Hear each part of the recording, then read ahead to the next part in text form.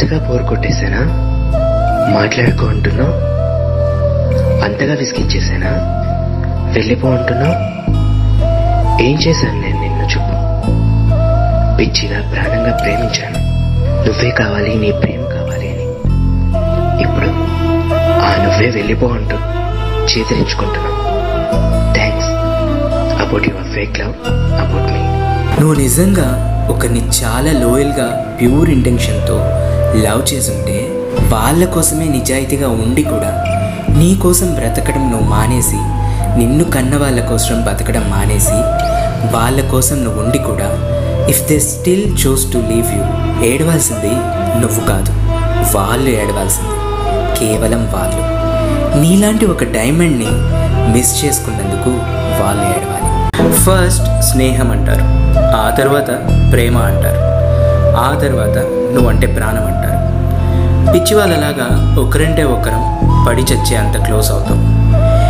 ఏమైందో కారణం తెలుసుకునే లోపు నిందలన్నీ వేసి తప్పు అంతా మన పక్కే ఉన్నట్టు క్రియేట్ చేసి వెళ్ళిపోతారు. వాళ్ళేమో హ్యాపీగా ఉంటారు, మనం మాత్రం ఒక జీవిత ఖైదీలాగా మనలో మనం కుమిలిపోతూ బతికేస్తాం. ఈ భూమి మీద దేవుడు అందరికీ జీవితాన్ని ఇచ్చాడు బ్రతకమని.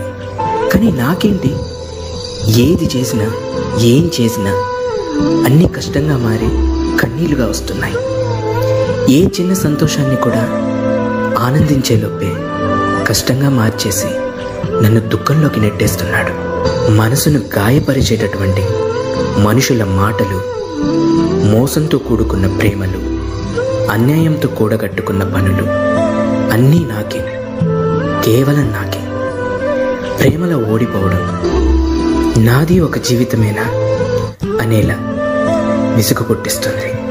ఎవరికీ తెలియదు ఎన్నిసార్లు నేను ఒంటరిగా నా రూమ్లో కూర్చొని నీ కోసం ఏడ్చానని, ఎన్నిసార్లు జీవితంపై ఆశను వదులుకున్నాను.